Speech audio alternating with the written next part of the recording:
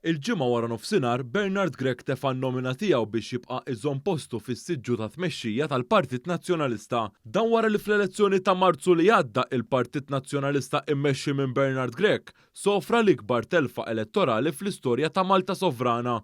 Bernard Grech tefa' in-nomina tiegħu wara l-Kummissjoni Kandidati tal-Partit Nazzjonalista iddikjarat lil Grech bħala idonju biex jikkontesta għal kariga ta' kap nazzjonalista. Din il-Kummissjoni ibbażat id-deċiżjoni tagħha fuq it-tweġib li ta' Bernard Grech innifsu. B'differenza minn dak li kien sar meta kienu telqu għal kariga ta' kap Bernard Grech u Adrian Delija, ir-rapport dwar id-diligenza dovuta darba ma ġietx ippubblikata. Bernard Grech se jkun l-uniku kandidat f'din l-elezzjoni fis-27 u 28 ta' Mejju li ġej. Minħabba li Bernard Grech se jikkontesta waħdu se jivvutaw biss il-Kunsilliera tal-Partit Nazzjonalista u t-tesserati mhux se jkunu involuti f'dan il-proċess. Matul dawn l-aħħar ġimgħat, Bernard Grech għamel minn kollox biex itellaq waħdu.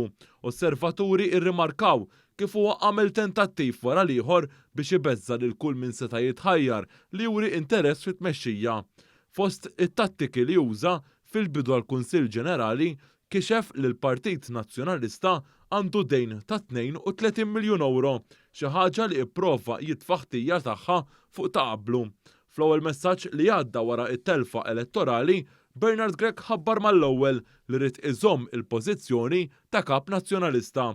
L-aħħar darba li kap nazzjonalista tellaq waħdu f'elezzjoni għat-tmexxija tal-Partit Nazzjonalista kien Lorenz Gonzi fl-2012 fi żmien l-inkwiet ma' Franco De Bono.